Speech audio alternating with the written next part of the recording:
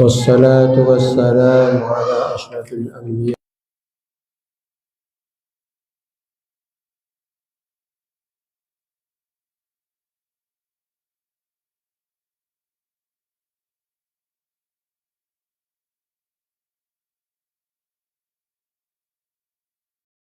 سبحانك لا علم لنا إلا ما علمتنا إنك أنت العليم الحكيم. قال رب اشرح لي صدري ويسر لي أمري واحلل عقدة من لساني يفقهوا قولي. بسم الله الرحمن الرحيم. اللهم إني أعوذ بك أن أضل أو أضل أو أزل أو أزل أو أظلم أو أظلم أو أجهل أو يجهل علي. اللهم زدنا علما نافعا وارزقنا فهما. قال المصنف رحمه الله تعالى: الحكمة العاشرة hikmah. Nasihat hikmat yang ke-10. Al-a'malu suwarun qa'imatun wa arwahuha wujudu sirril ikhlasi fiha. Al-amalu suwarun qa'imatun wa arwahuha wujudu sirril ikhlasi fiha. Amal perbuatan, amal baik yang kita lakukan ditinjau dari tauhid murni. Dikatakan oleh Ibnu Athaillah Az-Zakandari, laksana patung yang berdiri tegak. Patung yang berdiri tegak kapanpun tidak akan bergerak, baru kalau ada rohnya. Patung yang berdiri tegak tidak ada fungsi dan manfaatnya kecuali ada rohnya. Apa? Warwahuha wujudus ikhlas. Roh suwarun qaimah adalah adanya keikhlasan. Teorinya yang seperti itu. Ketika kita beramal, apapun yang kita lakukan tanpa ada nilai keikhlasan, ibarat patung.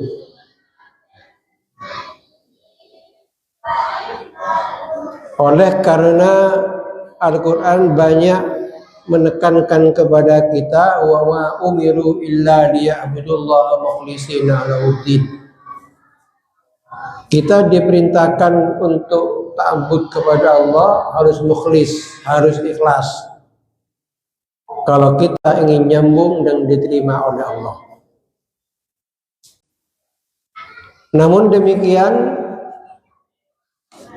ikhlas dan keterimanya amal hanya Allah yang tahu. Namun syariat memberi tanda-tanda saja.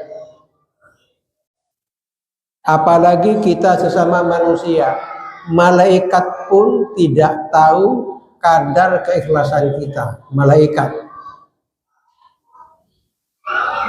Bahkan bila malaikat ikut campur tentang ikhlas tidaknya seseorang, dimarahi oleh Allah. Ini sumbernya sebuah hadis, annahu su'ila 'anil ikhlas faqala hatta as'ala Jibril falamma sa'alahu qala hatta as'ala Rabbul Izzah falamma sa'alahu qala lahu huwa sirrun min asrari udiyahu qalba man ahbabtu min ibadi la yattali'u alaihi malak fayaktubuhu wa la syaitan fayufsidu. Rasulullah pernah ditanya tentang ikhlas. Rasul, ikhlas itu apa? Apa jawaban Rasulullah? Tunggu dulu, aku mau tanya ke Jibril. Kemudian datang Jibril sahabatku tanya tentang ikhlas. Apa kata Jibril? Tunggu dulu, aku mau tanya sama Allah dulu. Gak tahu Jibril.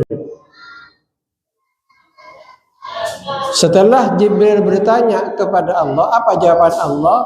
Al-ikhlasu huwa sirrun min asrari. Ikhlas adalah rahasia yang hanya aku yang tahu.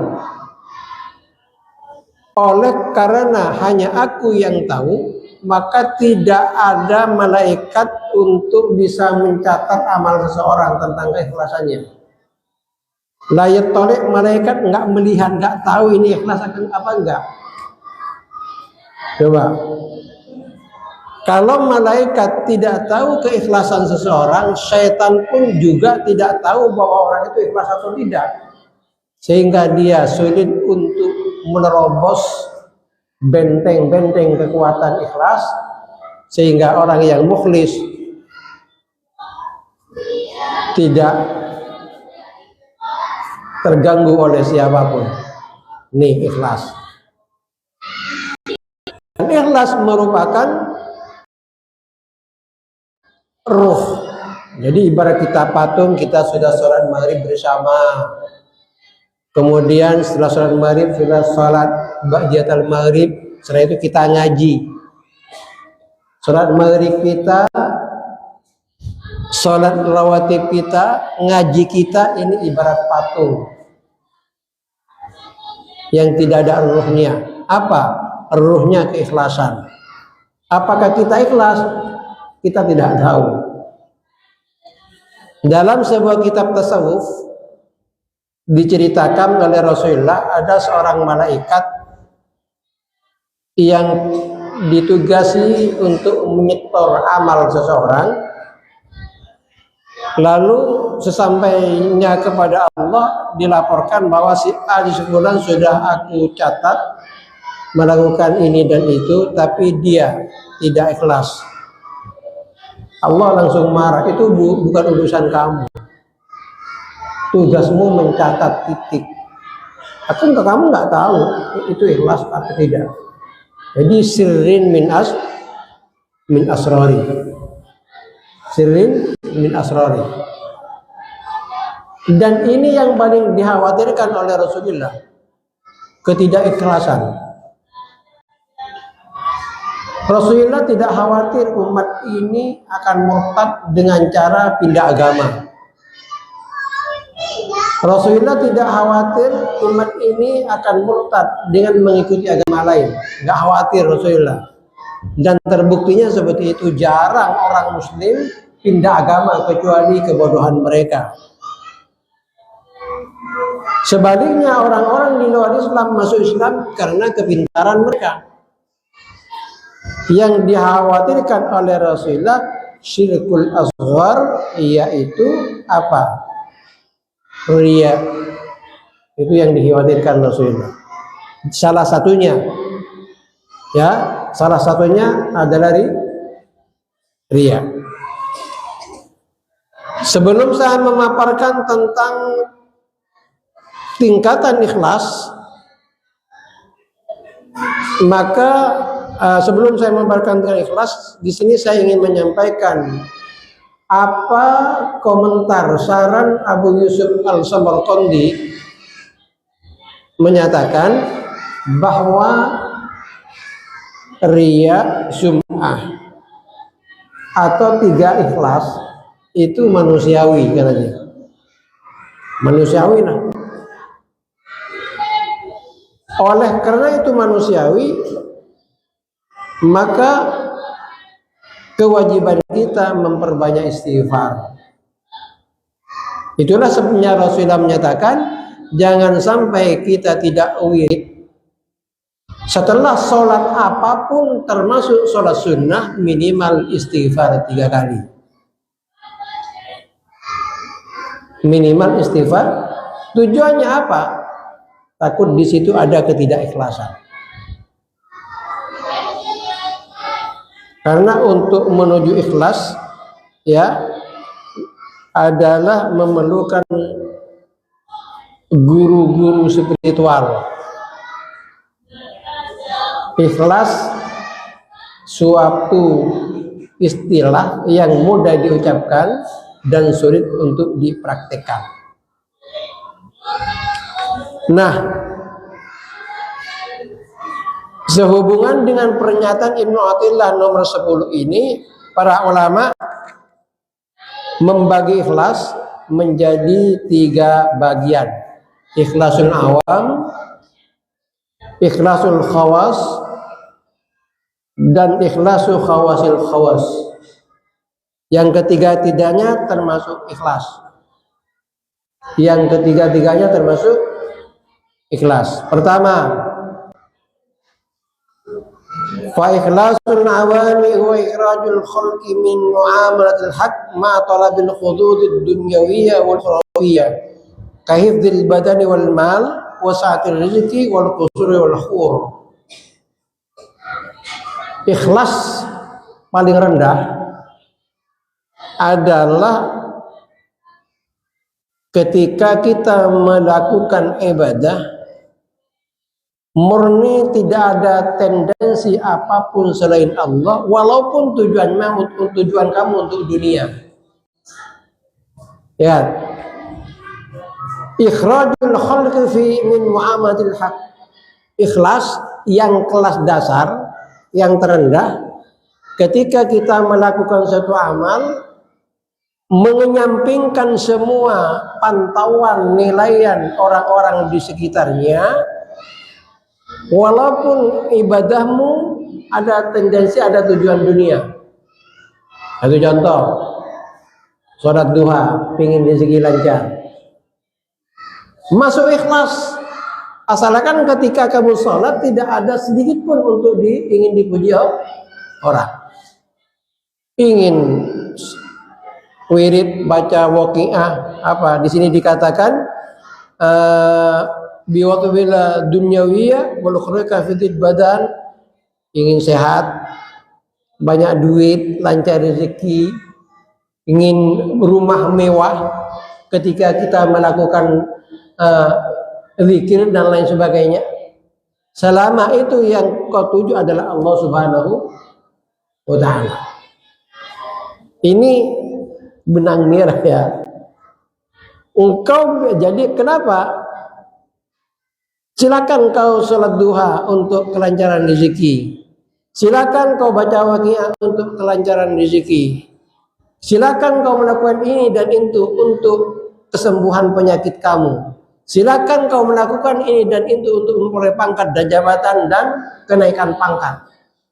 Tapi sedikit pun dalam hatimu tidak ada tendensi apapun di orang sekitarnya, hanya kepada Allah.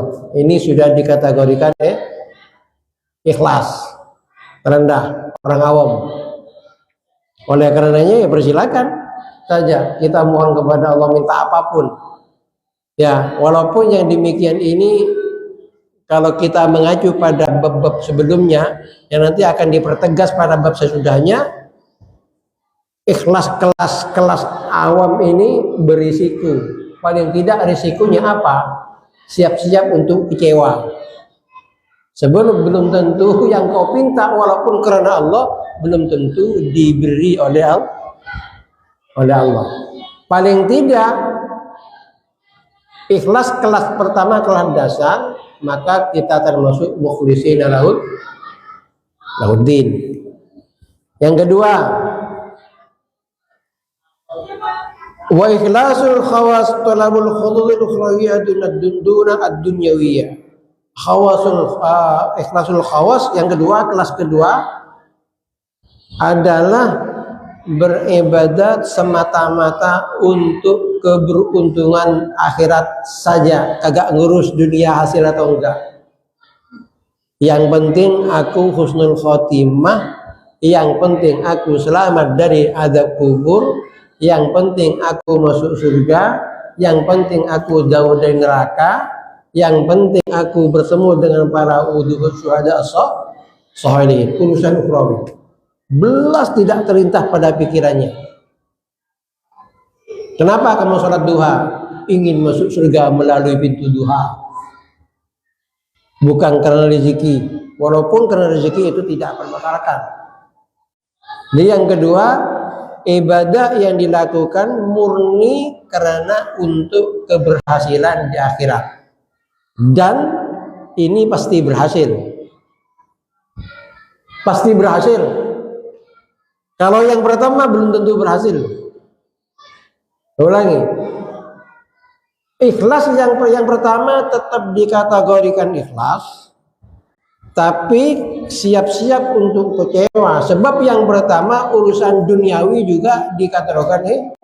Kenapa siap-siap untuk kecewa? Belum tentu urusan duniawi yang kau minta itu diberikan oleh Allah Subhanahu wa Ta'ala. Yang kedua, pasti berhasil. Pasti berhasil. Bukan insya Allah. Selama mengikuti teori arahan Rasulullah, kita menginginkan sa'idun fil akhirah, pasti berhasil. Bukan insya Allah. Ikhlas ya.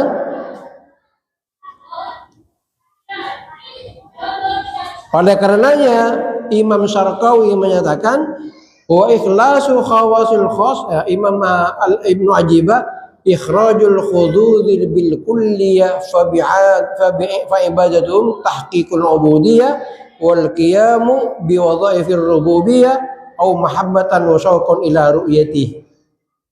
Jadi ikhlas yang kedua murni, jadi mengeluarkan keinginan duniawi secara total, melakukan ibadah murni untuk ta'abbud kepada Allah, melakukan ibadah murni karena cinta dan rindu akhirat. Itu yang kedua. Yang ketiga, wa ikhlasu khawasul khas. Di atasnya lagi, dan ini adalah yang super. Yang super. Apa yang ketiga?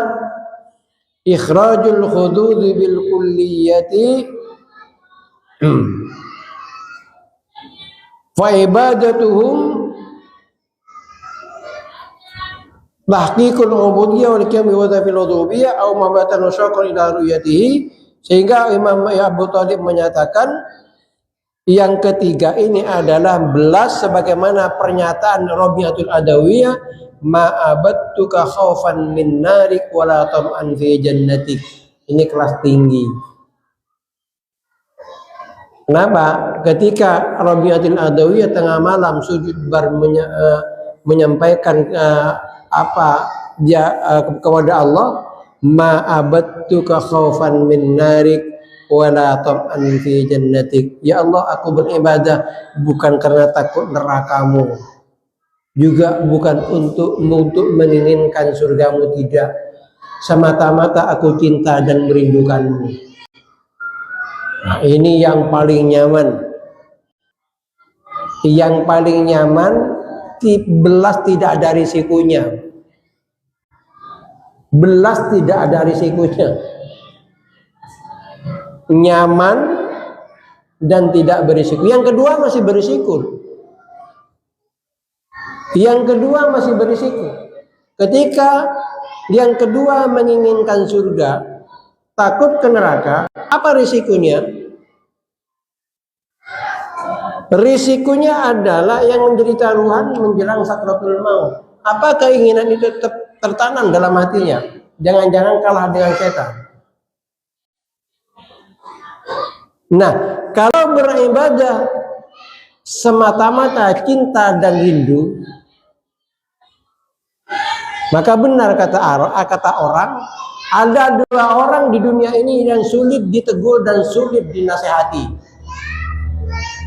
Ada dua orang di dunia ini sulit dinasehati, sulit ditegur.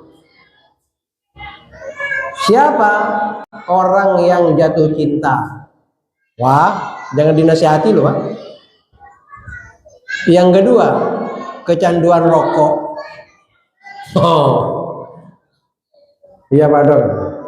Kalau sudah kecanduan rokok jangan dinasihati loh. nggak benar yang menasihati. Orang jatuh. Maka di sini kenapa? Kalau sudah kadu cinta, belas nggak percuma dinasihati. Begitu pula cinta kepada Allah Subhanahu wa Ta'ala. Maka ketika orang yang al-muhib, orang yang jatuh cinta,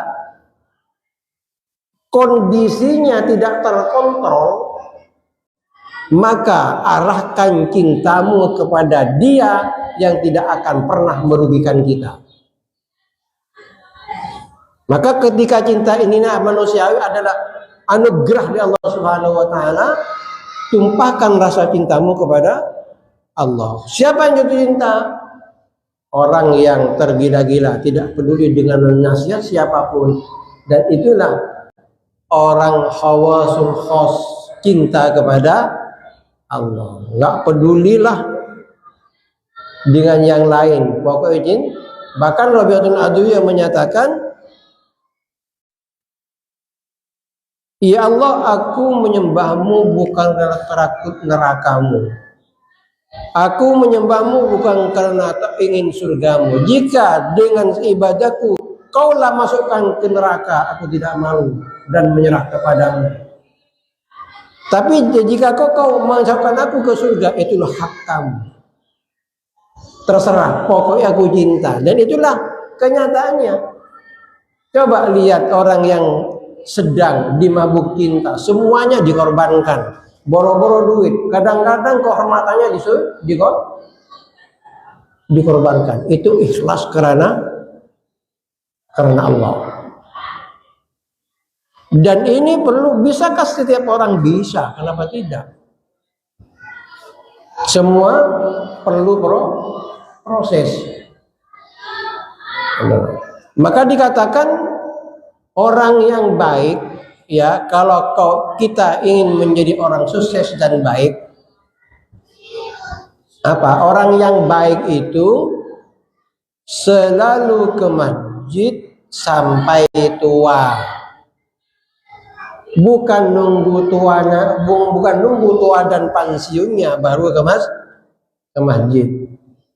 Orang yang baik dan beruntung itu selalu bersedekah sampai kaya. Bukan nunggu kayanya sampai baru sedekah. Orang yang beruntung itu beramal sampai ikhlas. Bukan nunggu ikhlasnya baru beramal. Maka genjot terus kita melakukan, berupaya untuk menjadi orang mukhlis. Bisa semuanya. Bisa semuanya. Dan ternyata ikhlas ini merupakan satu sifat, suatu keharusan yang sifatnya harus permanen. Nggak bisa ikhlas sekarang besok malah berubah. Ikhlas itu harus permanen. Dan kadang-kadang kita berbuat baik, membantu orang sekarang, 10 tahun yang akan datang yang kita bantu kurang ajar, malah mengungkit-ungkit apa yang 10 tahun yang lalu, rusak sudah. Oleh karenanya, kenapa ketika kita memalingkan niat pertengahan sholat bisa batal? Karena niat adalah sangkut pautnya dengan keikhlasan. Kenapa ketika lupa habis sholat, ragu, aku tadi baca Fatihah apa enggak sih? Sudah selesai sholat, nggak usah diulangi. Tapi ketika habis sholat kita lupa niat, harus diulangi. Ini menunjukkan bahwa ikhlas itu harus berlanjut. Jadi lupa ragu akan niat, sholatmu batal. Kalau lupa tidak melakukan salah satu rukun, kalau itu dalam sholat, kau harus menambah 1 rakaat. Kalau di luar sholat lupa salah satu rukun, nggak usah diulangi. Tapi kalau lupa niat, harus diulangi. Ya. Dan inilah salah satu jawaban Rabi'atul Adawiyah ketika mau dilamar 3 orang yang sama-sama wali, akhirnya nggak jadi karena pertanyaan yang seperti itu. Di antaranya pertamanya tentang tujuan ibadah. Yang satu, kenapa kamu ibadah? Pingin surga. Kalau surga nggak ada, kenapa kamu ibadah? Takut neraka. Kalau neraka nggak ada, bingung dia. Maka ketika mahabbah kelas tertinggi adalah sebuah istilah dalam sufi dan sudah dipraktikkan oleh Rasulullah, namun setelah istilah adalah diperkenalkan pertama oleh Rabi'atul Adawiyah. Jadi kelas teratas adalah apa? Mahabbah wa syauqan ila ru'yatihi, cinta dan merindukan Allah Subhanahu wa taala. Jadi muhabbah istilah yang dipopulerkan oleh Rabi'atul Adawiyah, tapi prakteknya dilakukan oleh Allah Subhanahu, oleh Rasulullah Sallallahu Alaihi Wasallam. Ya, jadi sekali lagi hikmah yang ke-10, al-amalu suwarun qa'imatun warwahuha wujudu sirril ikhlasi fiha. Amal kita, semua amal kita ibarat patung, kecuali bisa hidup dengan keikhlasan. Namun demikian, jangan sampai kita tidak melakukan perintah Allah karena masih belum ikhlas. Khususnya yang rukun. Ya, khususnya yang kenapa kamu tidak sholat? Masih belum ikhlas. Sholat 5 waktu gak ada urusan dengan ikhlas. Ikhlas nggak ikhlas, lakukan. Puasa Ramadan nggak ada urusan dengan ikhlas. Ikhlas enggak ikhlas itu kewajiban. Zakat ikhlas enggak ikhlas wajib kau keluarkan, enggak ada urusan dengan keikhlasan. Haji bila punya kewajiban lakukan, enggak ada urusan dengan ikhlas tidaknya. Itu suatu perintah. Makanya Rasulullah, kenapa menganjurkan Rasulullah kalau sholat sunnah hendaknya di rumah saja. Rasulullah sholat sunnah di luar rumah itu kalau disunahkan berjemaah. Selain itu di rumah. Semuanya di rumah. Tidak hanya tujuannya untuk menghidupkan rumah agar mendapatkan rahmat, tapi apa? Untuk mengajari kita bahwa di rumah itu lebih ikhlas daripada di masjid. Begitu pentingnya kita membagikan rumah kita dengan sholat, sampai Rasulullah kan nimpel dengan masjid. Nimpel dengan masjid. Pintu Rasulullah langsung keluar ke raudhah. Tapi walaupun nimpel, Rasulullah tetap sholat di rumah. Maka Imam Syafi'i menyatakan kepada kita, kita orang harus punya simpanan amal yang tidak diketahui orang kecuali Allah. Sebab kata Imam Syafi'i, sholatmu di Masjid Ar-Raudhah gak banyak manfaatnya, banyak ganggunya. Zikirmu di Masjid Ar-Raudhah masih dilihat orang. Boleh jadi ketika kau sedang sholat khusyuk, pertama khusyuk, kemudian ada orang masuk, dia ngerasa di kamu, orang ini orang mana sih, khusyuknya luar biasa. Kamu dengar dengan omongan itu, tergerak nggak hatinya? Itu maksud Imam Syafi'i. Maka kita harus mempunyai simpanan amal yang tidak ada yang tahu kecuali Allah. Apa? Tidak ada lain. Di antaranya adalah sholat di rumah tengah malam. Kalau perlu istrimu nggak tahu. Hanya Allah yang paling bermanfaat. Banyak contohnya Abu Hanifah. Abu Hanifah setelah meninggal diimpikan oleh teman sejawatnya, ma fa'alallahu bik. Atau dalam sejawat lain, Abu Hanifah, kamu senang ya? Meninggal dunia pasti kamu punya mendapatkan kemewahan di akhirat sana. Kamu ulama, pengarang, hafal ribuan hadis. Apakah Abu Hanifah? Gagal total semuanya. Gagal total semuanya. Yang justru yang membuat aku nyaman, rakaatani fi jawfil lail, yang bikin aku nyaman adalah 2 rakaat pada tengah malam, yang tidak ada yang tahu kecuali Allah Subhanahu wa ta'ala. Jadi dengan demikian kesimpulannya, urusan ikhlas adalah Allah yang tahu.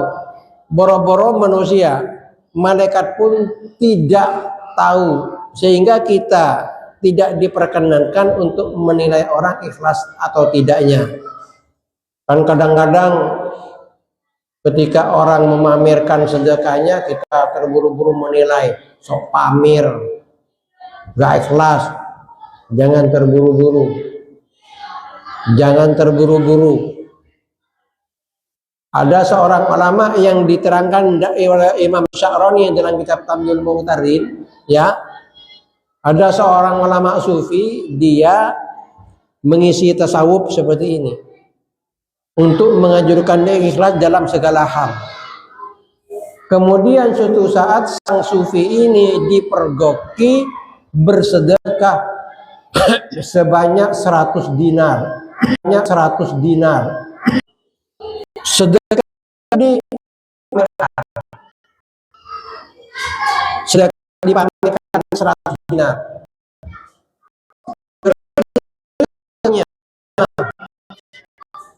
Kok nggak sesuai dengan nasihatnya sih? Kenapa?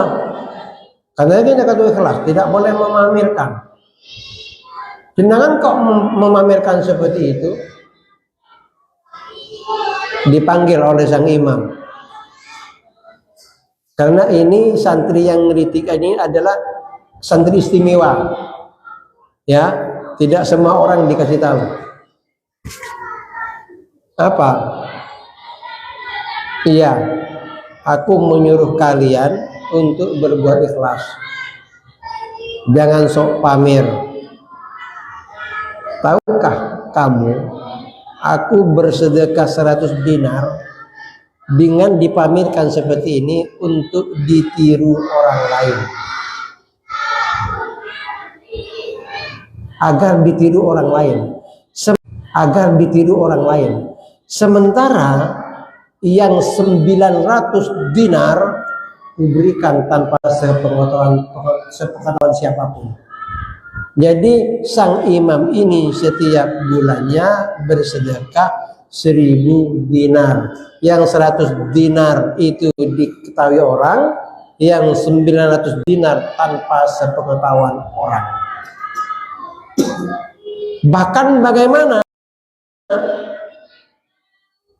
lucunya, kalau saya sedekah tanpa sepengetahuan orang, kalau saya nyuruh Ustadz Nur Hasan, berarti beliau tahu saya sedekah kan? Sedekah kan? Tolong Ustadz kasih tahu, kasih ini. Hanya jenengannya. Berarti aku diketahui Ustadz Nur Hasan. Kalau kita langsung ke penerima, Ustadz Nur Hasan penerima sedekah ini, berarti saya sedekah diketahui ini, diketahui penerimanya. Sementara Imam Syafi'i menyatakan kau harus punya amal yang tidak ada yang tahu selain Allah Subhanahu. Kalau kita memberi langsung kepada penerimanya, kan yang menerima tahu. Maka ulama ini yang 900 dinar adalah dibuang.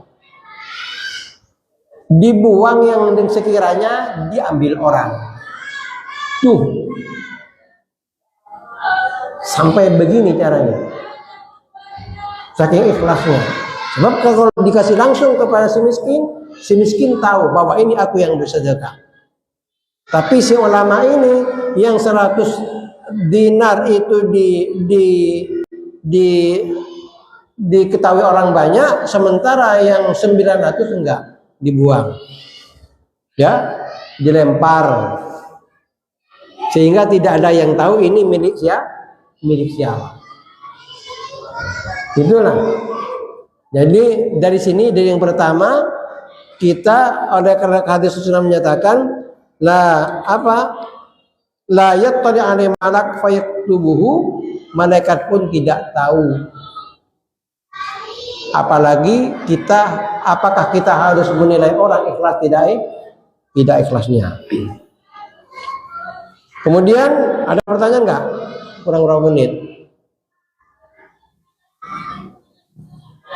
Iya.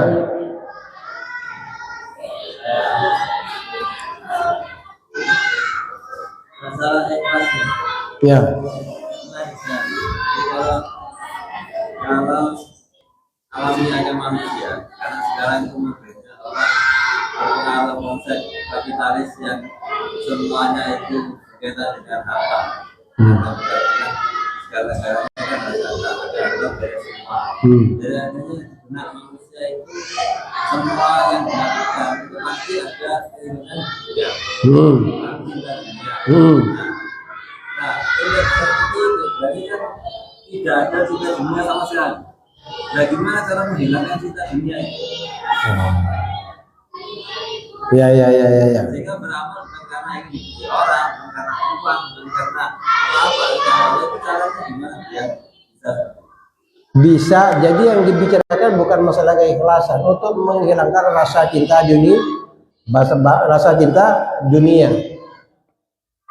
Kalau itu yang jadi pertanyaan, Imam Ghazali dalam Ihya Ulumuddin juga di sini nanti akan diterangkan. Ketika kita mencintai seseorang, maka kita mesti dari awal kenapa kau mencintai dia? Pertama dulu, nggak bisa kita langsung mencintai orang itu, nggak bisa kan? Mesti ada awal mulanya dari sentarnya. Oh ini karena ini. Pertanyaannya, apakah kita dapat mencintai seseorang yang kita tahu bahwa orang itu jahat, orang itu jelek, dan lain sebagainya? Tidak. Biasanya orang yang kita mencintai sesuatu karena sesuatu itu indah di mata kita. Ya. Kalau kita melihat keindahan sesuatu sehingga kita tertarik untuk mencintainya, dan pada akhirnya kita mengetahui apa jeruannya, kita akan luntur rasa cinta kita. Itu rasa cinta. Begitu pula dunia oleh Imam Al-Ghazali. Ya. Sebelum kita menghindari cinta dunia, kita harus tahu apa itu dunia. Rasulullah pernah datang sahabat ya.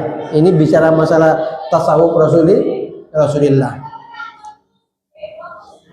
Entah Sa'ad bin Abi Waqqas tidak tahu siapa sahabat tersebut. Rasulullah menyatakan, "Ata'rifu mad dunya?" Kamu tahu nggak apa itu dunia?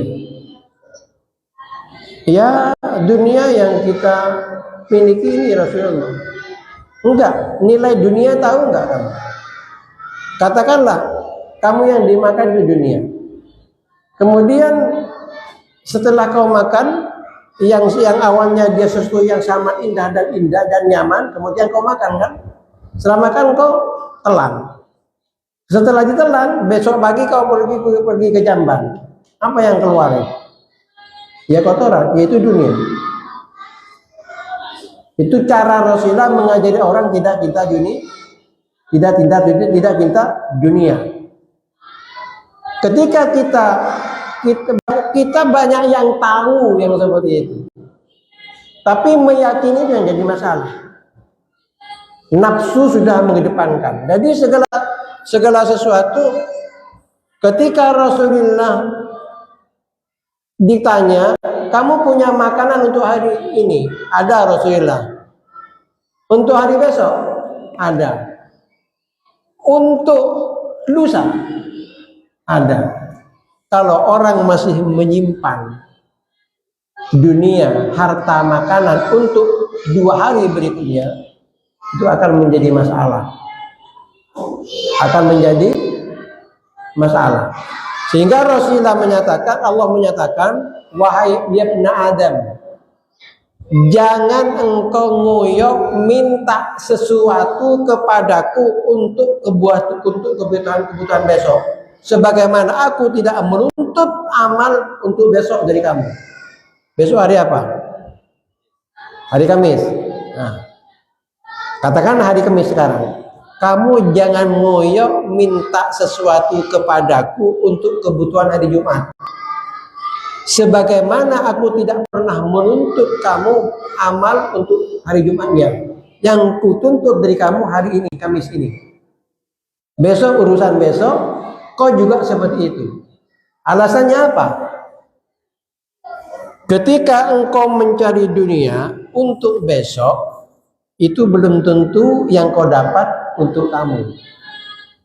Di sisi lain daripada dunia itu, nilai lainnya. Orang yang menumpuk dunia untuk lusa dan seterusnya, itu menumpuk sesuatu yang sebetulnya belum pasti milik dia. Siapa tahu kita menumpuk dunia untuk seminggu yang akan datang, dapat 2 hari kita meninggal. Hasil upayamu untuk siapa? Diri kamu atau orang lain? Itu gambaran dunia. Di samping tadi yang keluar dari jamban, itu ajaran Rasulullah.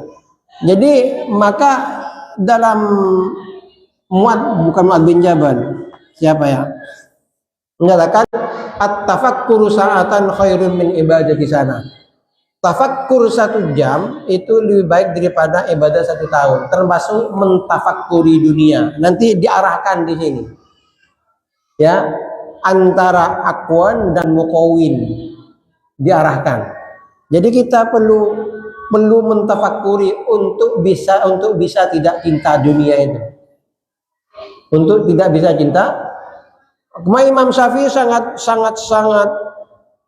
anti terhadap orang boro-boro cinta dunia, menyimpan dunia saja. Imam Syafi'i nggak suka. Sampai ketika Imam Syafi'i pulang ngaji, Assalamualaikum dari luar, ibunya di pintu, siapa ini? Syafi'i. Kamu sudah pulang, nak? Iya. Kalau kamu masih mengantongi uang 1% pun dibawa ke rumah, jangan masuk.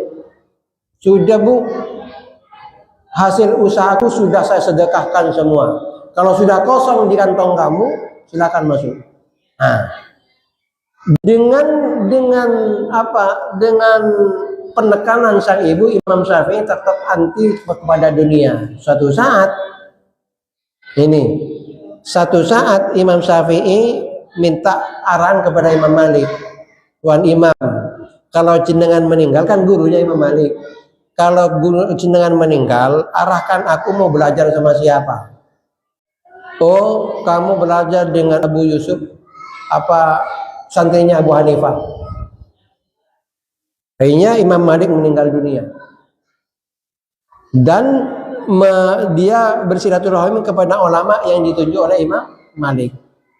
Sampai di rumah, Assalamualaikum, di ruang kamar sang ulama, sang kiai